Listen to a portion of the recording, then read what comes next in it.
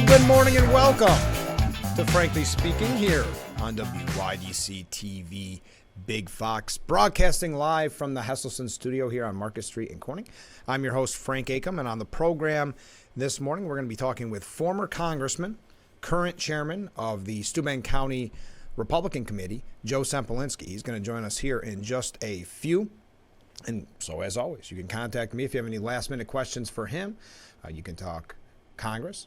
You can talk current events, local, whatever you'd like, or just reach out to me. I've been receiving just such great comments and questions, and I always appreciate it. Thank you so much. So we'll take that off the screen.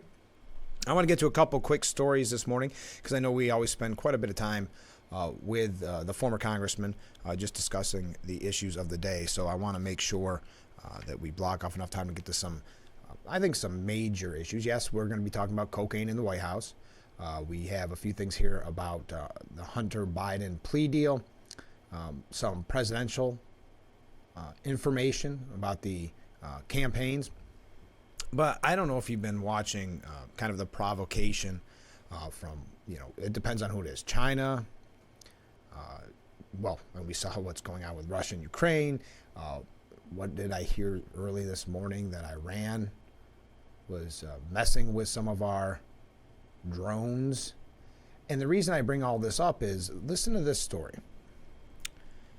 And you see at the bottom of the headline, nearly 80% of new military recruits are related to those who have already served their country.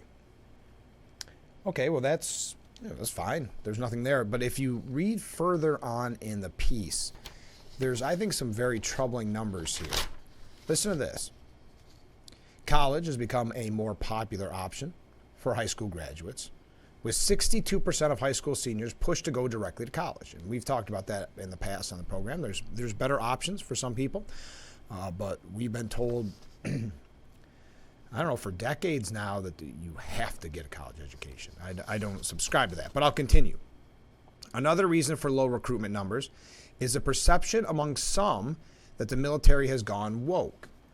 We haven't really discussed that. We've talked about woke culture in general, but not necessarily in the military. Now, years ago, when the woke culture was being laughed at, these college kids are just, they're just wait till they get into the real world. And I said at the time, the problem is the real world is going to adapt and change to them, and it'll probably start in government buildings, government offices, the military, and now we've seen that come to fruition where the military has had some issues with perception of woke, kind of that woke culture. But that's not why I bring this all up.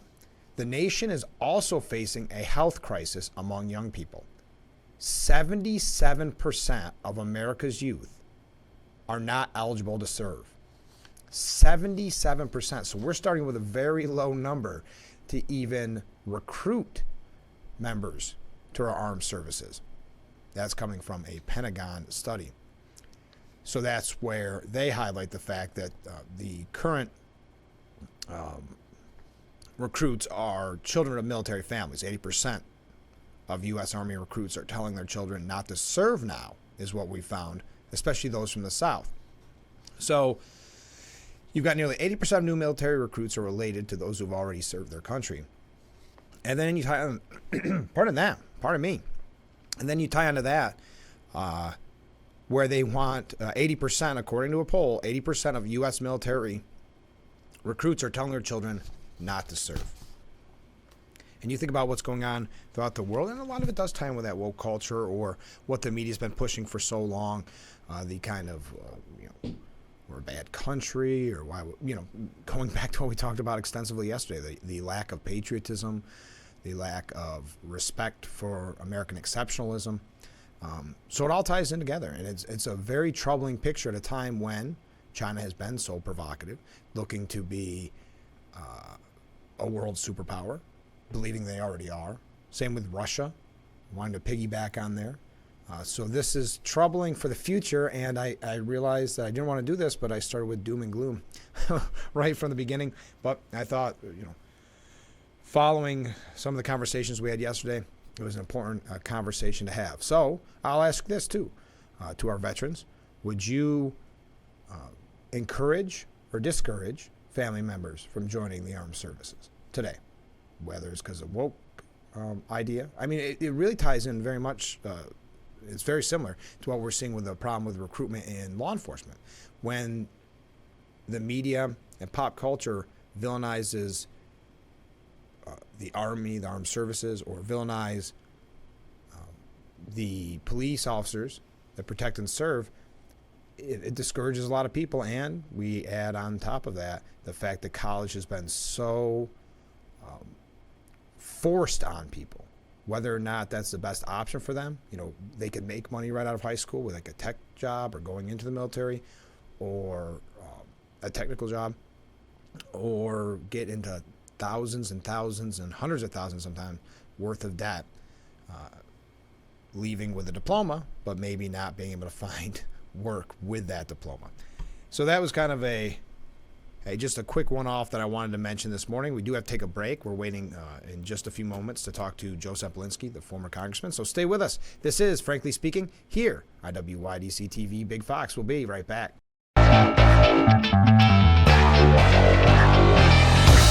We are back with Frankly Speaking here on WYDC TV. Big Fox, broadcasting live from the Hesselson studio. I'm your host, Frank Acom. I see Joe is waiting patiently, the former congressman, on Zoom. So we're going to take another short break here in just a second. But if you want to contact me for last-minute questions for the former congressman and current chairman of the Steuben County Republican Committee, maybe you're thinking of running or you want to get involved, well, reach out to me there, and we can start the conversation with Joe. And in full disclosure, I was Joe's communications director during his time in Congress, and that's was an honor for me. So I do want to do that full disclosure, so you know we may have a little fun with the interview. So let's take that break, and then we'll be talking with Joe Semplinsky, and then we have a lot to cover. So this is Frankly Speaking on WYDC TV. Big Fox, stay with us.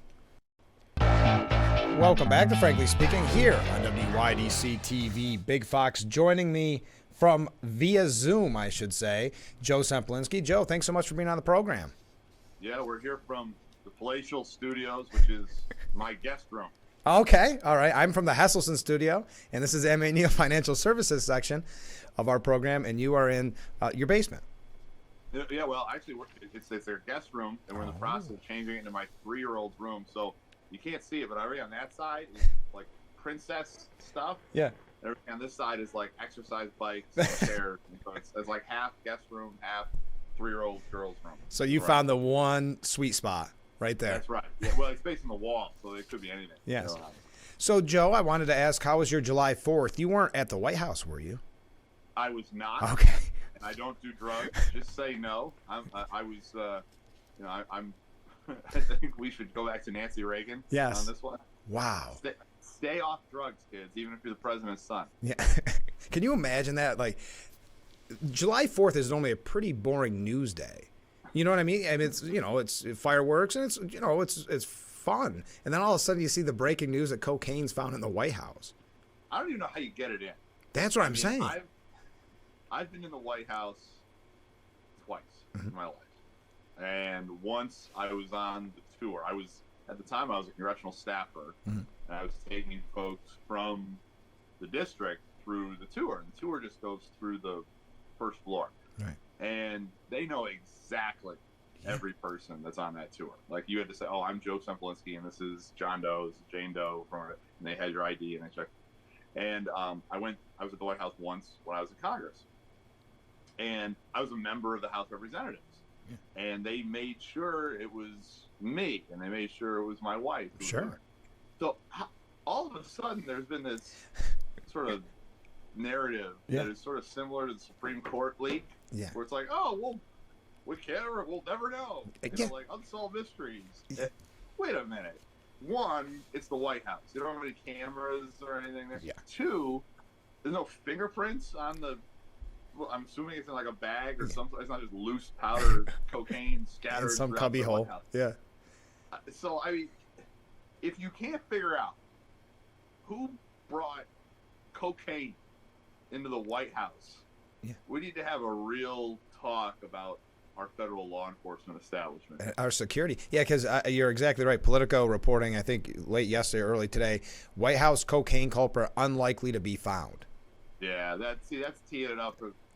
I mean, we all have a prime suspect. Yeah, I don't have any evidence. No, of course not. I don't have any inside knowledge.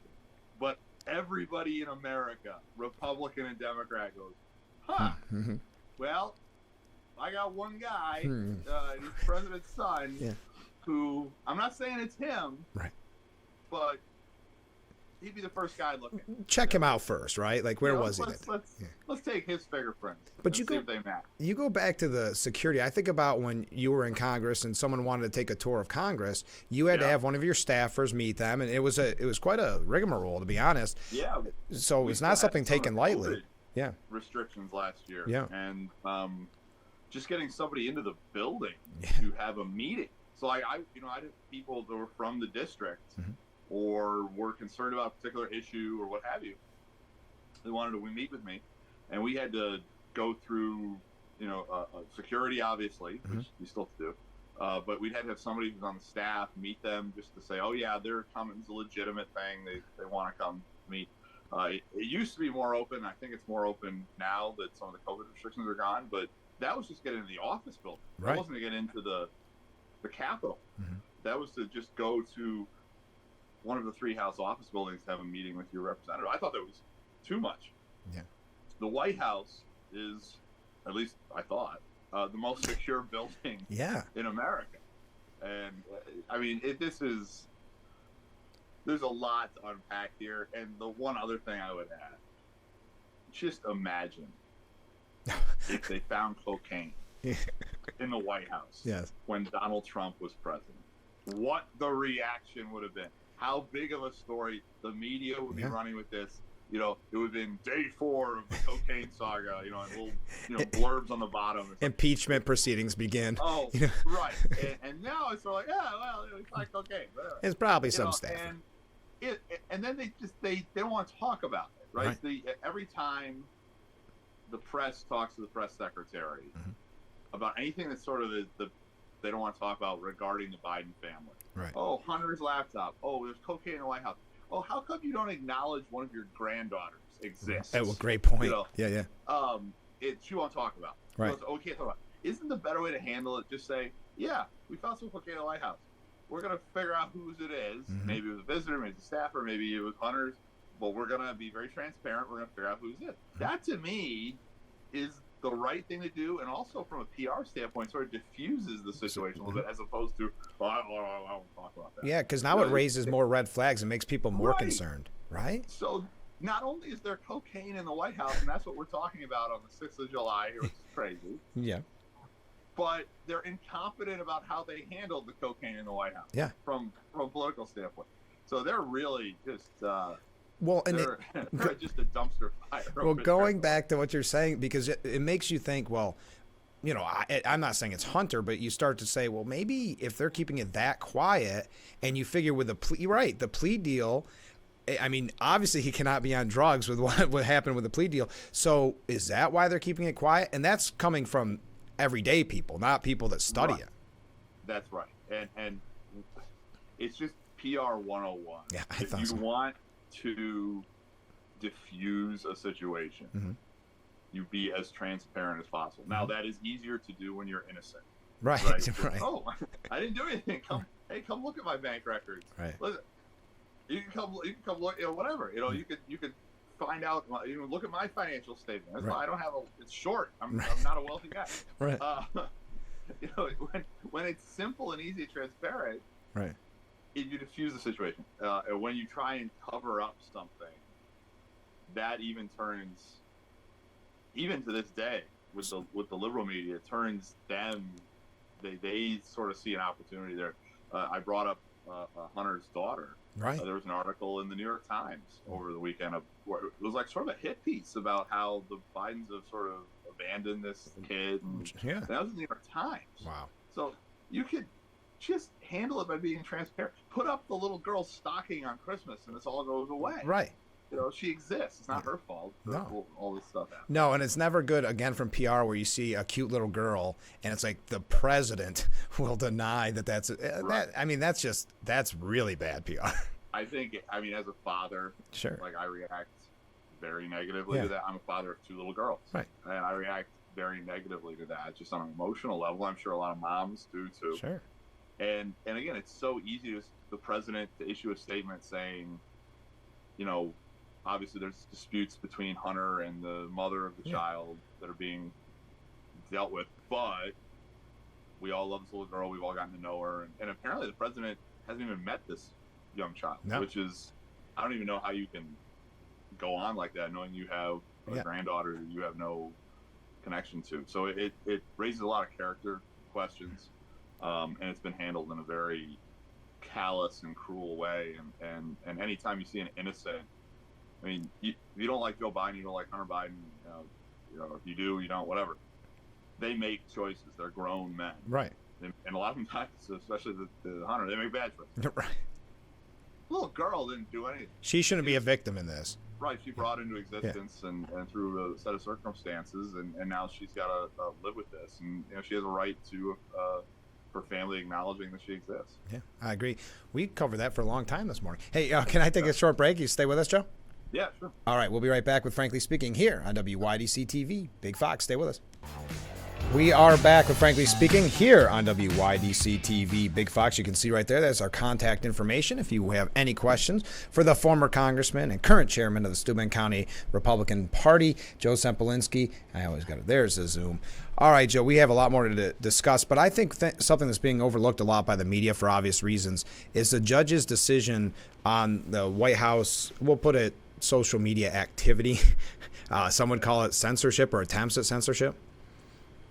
Yeah, and it's been a big judicial couple of weeks. Yeah. And this one obviously wasn't a Supreme Court decision. Right. So there's subject to appeal and what have you. So it's not as definitive as the other 3 major decisions. But this is something that I think a lot of people have been worried about, especially folks who are conservative, is the coordination between the government, right, the Biden White House, saying to social media platforms, hey, don't let this speech be put out there or allow this speech to be put out there.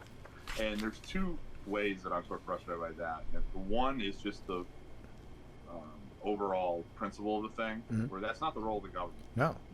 That's creeping totalitarianism, where we're going to have sort of a shadow government where, like, oh yeah, it's not, the government doesn't own the platform, but we're going to wink, tell them what to do. And so it appears to be free, but it really isn't. And, it's very authoritarian, very totalitarian. So I don't like the government at all saying, if I have the same position Elon Musk has, if the speech is legal speech, you should be able to say it online. Exactly. There are certain types of speech that the people, through their representatives, have deemed to be illegal speech. Slander, those type of things, incitement to violence. So if the people's legislature, state or federal, has determined that something's, illegal, and that is upheld constitutional scrutiny. There, again, like I said, slander, that type of thing. Yeah, of course. But beyond that, if you have an unpopular opinion, you should be able to say it, even if you're the only person that believes it. Right. And everybody else thinks you're a jerk. You should be able to say it. Yeah. That's what America's all about. And there's most countries you can't do that. Right. Even countries that claim to be democratic. So that right there really bothers me. And then the other thing is just what effect it has on sort of gleaning the truth, because there's been a lot of things that have been censored over the last 3 years or so that then turn out to be true. Like, think about that. Hunter Biden, like we were just talking about. Oh yeah, right before the election. Yeah. New York Post runs a story saying, "Oh, we got this laptop full of Hunter Biden smoking crack and stuff." Yeah. And suddenly that gets shut down on Twitter, and certainly that affected the presidential election. Right. If you had the Democratic nominee's son, that's election manipulation. And then also, when I come back to a little bit, is, to me, when a pandemic appears in a city where you have a lab studying that type of pandemic. Great point. Yeah. Occam's razor tells you that lab is somehow most likely involved, even whether it's intentional or unintentional. And just saying that was going to get you shut down Yeah. on major social media platforms. And now major portions of the U.S. government intelligence community are saying, "Oh yeah, Yeah. probably came from a lab." Yeah. Sorry. Yeah. Well, that gets you banned 2 years ago. So there's you just because it's the consensus in the liberal elite at the moment doesn't mean it's the truth. Doesn't make it a fact. No. And it doesn't mean that you should then censor anybody else who has an opinion. Right. That is very destructive. Not only, I guess it's got authoritarian elements to it, Oh yeah. but it's destructive for actually, we're supposed to have an open marketplace of ideas to determine, one, what the truth actually is, and there is an objective truth, but then also to have a debate as to, all right, well, how do we deal with the situation? And if we can't have a real policy debate unless we have all facts on the table. So it's bad from a philosophical standpoint, has this type of coordination, but it's also bad from a practical standpoint. So I'm glad the courts, at least at the initial stages, intervened in that. And you mentioned the Supreme Court wins. Not to rub it in, but boy, the Supreme Court's been doing a good job. Yeah, and these are basic stuff. The one that I can't understand why people having a negative reaction to is the paying off your student loans one. Like, the court didn't say that the government couldn't forgive student loans. What the court said is pass a law. Yeah. It's very simple. The president doesn't make the laws. The Congress makes the laws. If you want to have a policy change in this country, pass a law. And if you can't pass a law, tough luck. Right. Thank you. That's not. You can't just then say, "Well, I'm going to do it anyway." And Nancy Pelosi, I love that they quoted Nancy Pelosi. Mwah, beautiful. That she's saying, "You can't do this. It's unconstitutional." And the majority says, for once, she's right. Yeah. He can't do it. Even the Speaker of the House in his own party said he couldn't do it. So to then run around and say, "Oh, he doesn't care about, people in debt."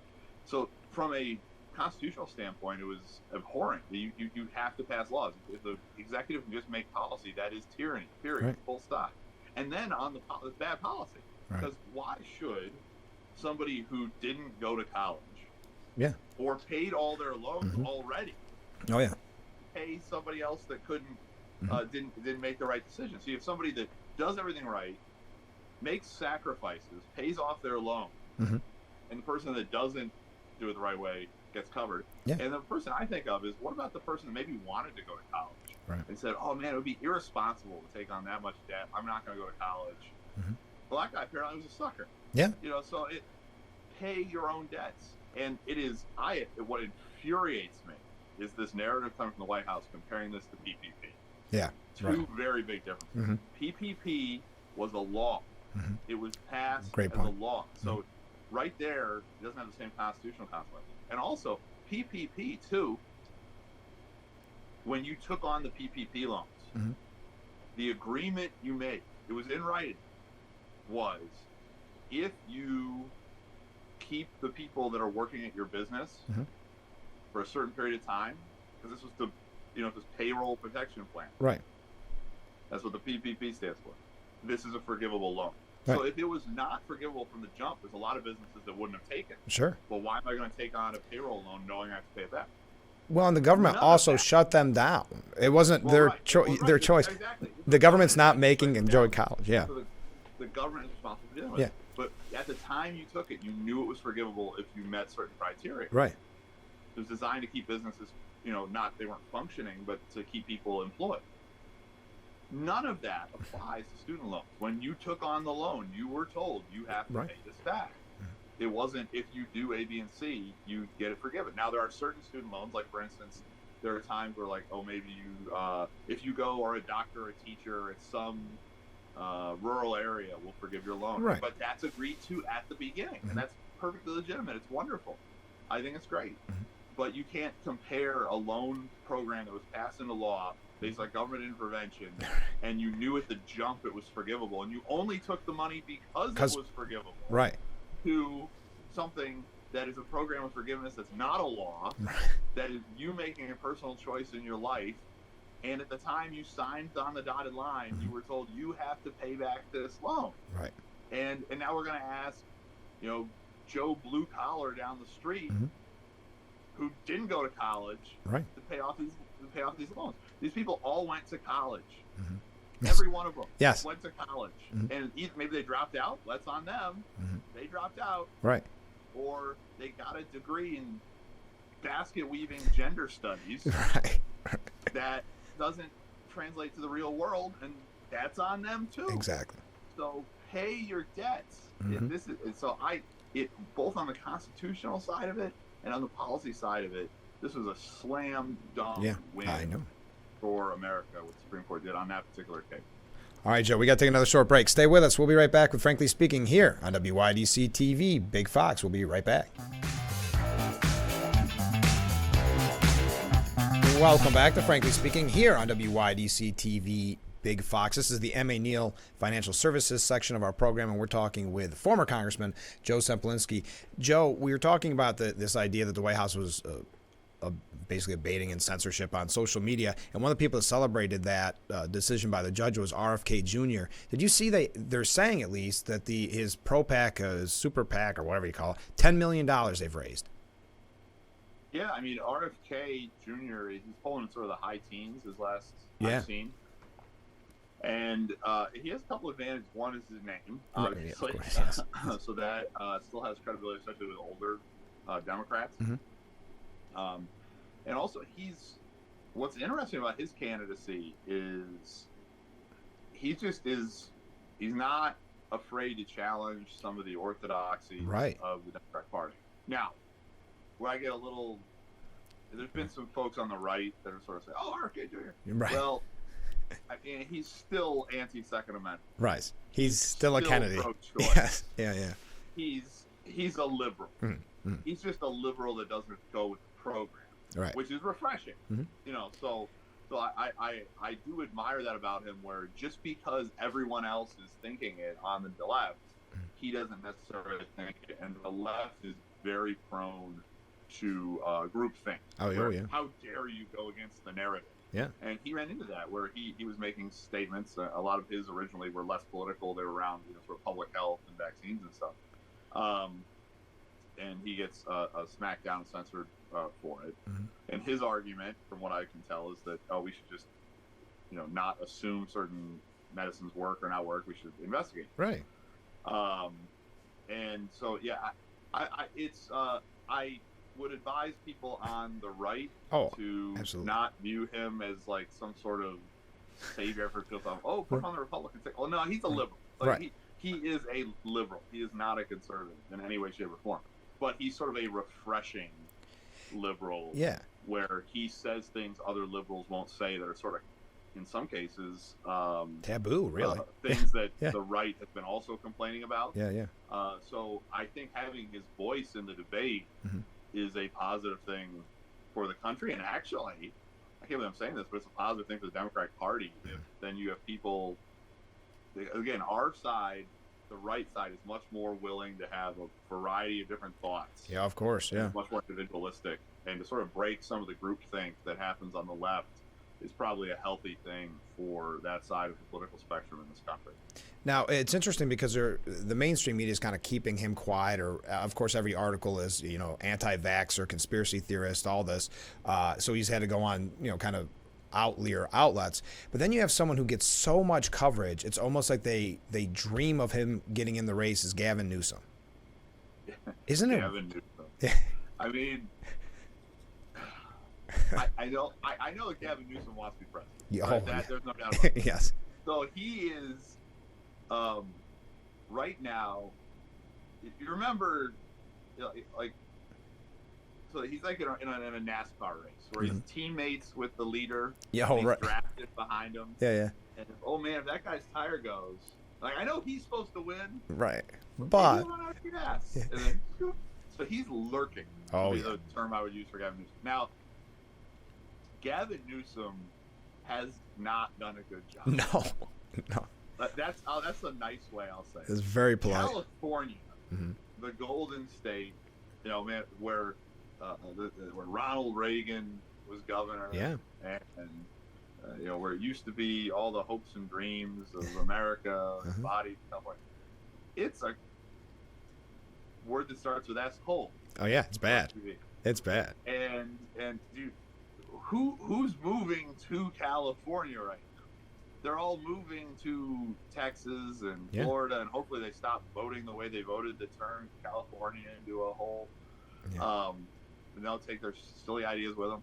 But to say, just because he's got a cool haircut, basically, right, that this guy who has run the most prosperous portion of our country into the ground is our next hope. Should now be promoted to the most important job on the planet. Right. I mean, the guy, his maximum achievement should have been like an extra in a show about Wall Street. Right. Like, we need a guy who looks like a jerk who works in finance. Right. Gavin Newsom. That's him. It shows you how desperate the Democrat Party is, though, because they do not want Biden to run. So they're looking for someone young. They're looking for someone and youngish, and someone that's just a little bit different. But you're right, Joe. I got to take a break because I think our Zoom session's running back. But we'll get you back on, okay? All right. All right. We'll be right back with Frankly Speaking. Stay with us.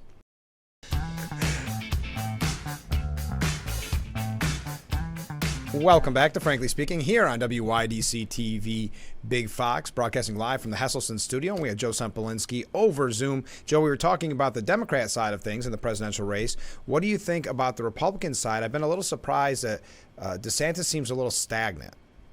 Yeah, I mean, what was sort of the thought process, I think, from their side was, yeah, he's behind, but then we get a bump when he gets in. Right. And that bump hasn't materialized. If you look at the poll tracking, there was a bump, but it was the first Trump indictment. Right. Where Trump gets a bump. Trump was sort of about 15 points ahead of DeSantis. Yeah. And then when the first indictment came down, the state level indictment, he got about a 15-point margin bump. They went from up about 15 to up about 30.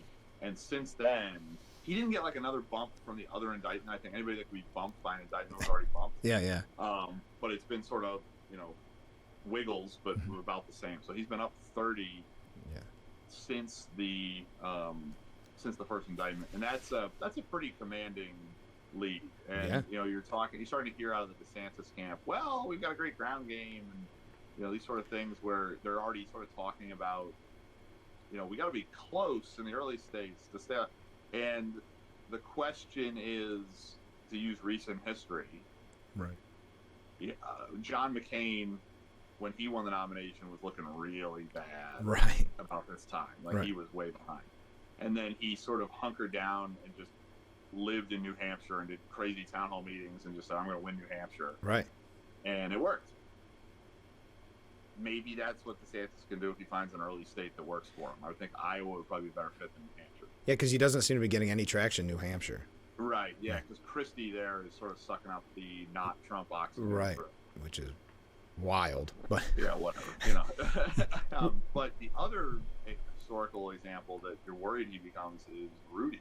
Yeah. So Rudy, when he ran for president, was a mile ahead. Right. I mean, DeSantis was never a mile ahead, but he was sort of, he's going to be great, but he's not going to worry about the early states. He's going to win the first big states and let these other people fight over these states that don't have any delegates. And by the time you get to the big states, it's all over. Right. And he's lost all his momentum. Mm-hmm. So if the DeSantis strategy is, we're going to come in a close second in Iowa. Yeah. That's planning to lose. So, I mean, he needs to. I mean, we're still before the first debate. Oh yeah.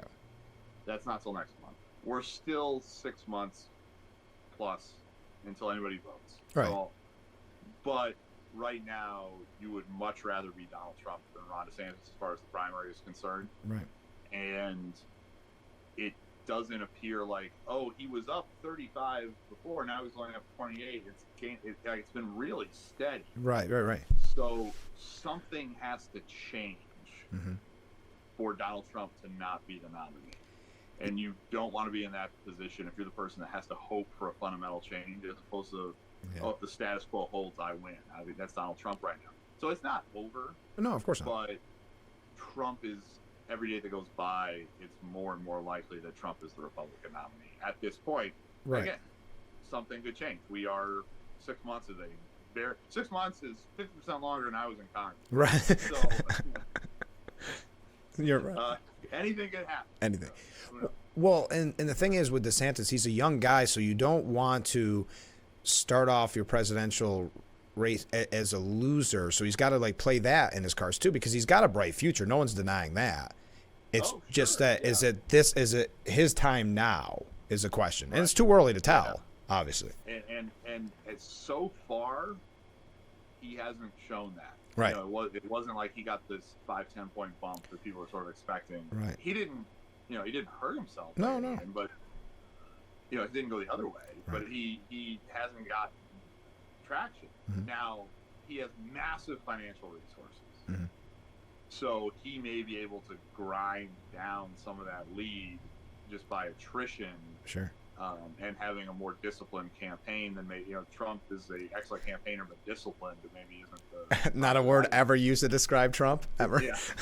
So if that is a possibility, but he's got to win, in my opinion. He's got to win or sort of effectively tie Mhm. in one of these early states. Sure. Otherwise, it's not going to get to Super Tuesday. No. And did you see that Trump raised $35 million during the second quarter? Yeah, I mean that's a healthy number too. Where DeSantis has an advantage is he had this massive war chest from his gubernatorial campaign because he won his first governor's race was very close. Yeah. President Trump will remind you of that at every possibility. It was a very close race. Yes. His second gubernatorial race was not. I mean, Right. he won very easily. So he was able to raise enormous sums of money. People love to give the person they think is going to win, Sure. and they didn't have to spend it all. Mhm. Now he can't put that in his presidential campaign, but he's put it into his super PAC, Right. right? So the DeSantis affiliated super PAC is able to spend. They started out of the gate with enormous financial resources, Oh, yeah. more than usually a super PAC is funded by one or two rich guys writing checks. He doesn't have to do that. He doesn't. He's not beholden to any one donor pulling the plug. So he has the resources to do this sort of grind, Right. but it's not a model that is historically successful. So, like I said, I think he needs to. If he comes out of Iowa and he lost by like 2, Right. then wait a minute, yeah, you were down 30 6 months ago. Okay, that sort of worked. Right. If he comes out of Iowa and is like, I only lost by 18, well, dude, book a flight back to Tallahassee. Yeah. It's all over. Well, and that's the thing. And I'm not trying to badmouth DeSantis. I like DeSantis fine. It's Yeah. just it's been kind of interesting to see the star rise, and then I thought for sure we get a little bit Right. more of this. Yeah, I thought there'd be a bump, and there hasn't been. No. And again, I'm not making any value judgment on Ron No. DeSantis or Donald Trump in this analysis. I'm just looking at the numbers. Right. And saying, would you rather be up 30 or would you rather be down 30? Yeah. I mean, it's a snapshot in time. We're talking in early July of Yeah. the off year. So if the election was tomorrow, you'd be like, all right, it's all over. Yeah. But any time in any sport, anywhere, Right. you want to be the guy that's up 30. Right.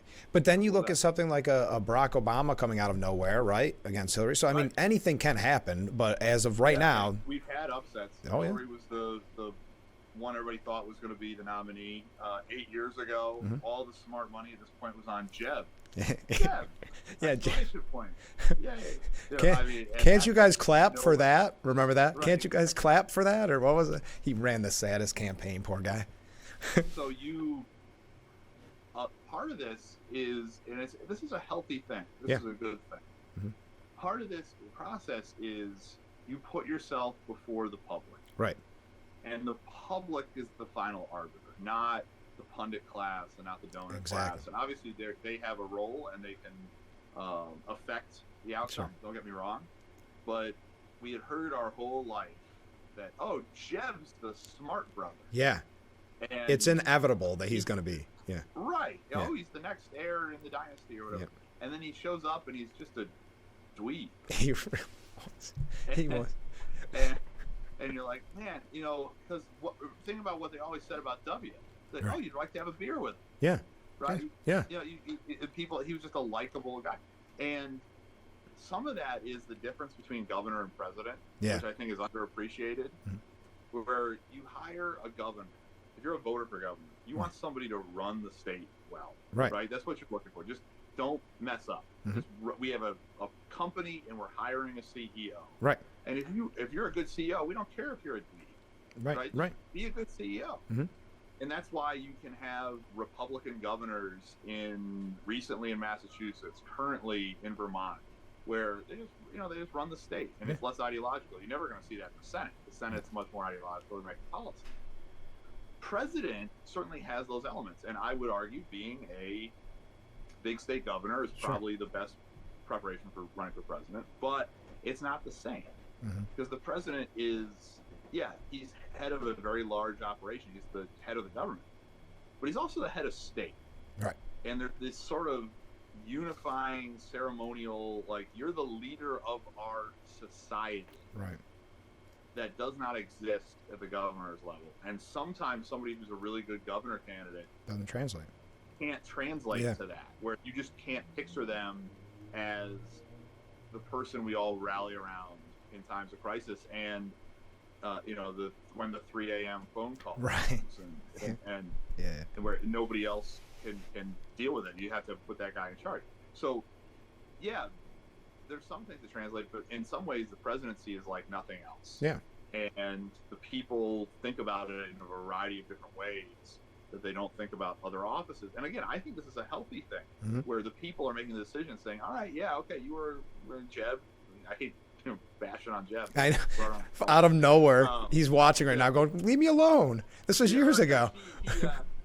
All right, you're a good governor, but we don't see you in that role. Right. And he did nothing to sort of change that. He just assumed he was next in line. Yeah. And campaigned as such. So, that's the question for DeSantis. Is DeSantis Jeb 2.0 or is he John McCain 2008 2.0 where he has this comeback? Yeah. Hey, Joe, we're just about out of time. I got to take a break at the end of the program, but before we go, what's going on locally? Anything we should be aware of?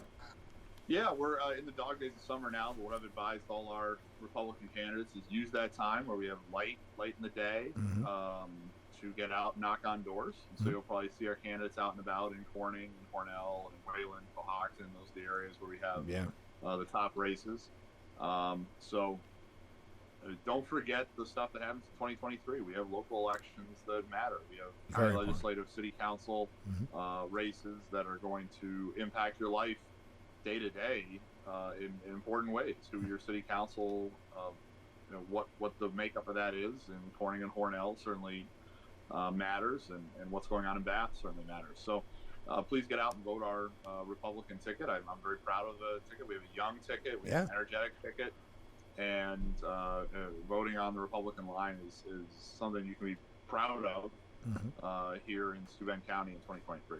Joe, thanks so much for being on the program, giving us so much time. Let's do this again next month. How's that sound?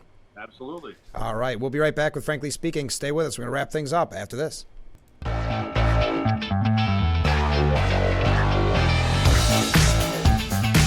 We are back with Frankly Speaking. The contact information has been up all morning, and I appreciate everybody that did reach out. I'm Frank Acom. We're broadcasting live from the Hesselson studio here on Market Street in Corning. Thank you to Joe Sempolinski for giving us so much time. We're just about out of time. I wanted to read some of the comments as we go out the door. And again, I apologize I didn't get to ask some of the questions. But I received so many great comments from the program. And Joe specifically, another great interview. Thank you both. Joe does all the great work there.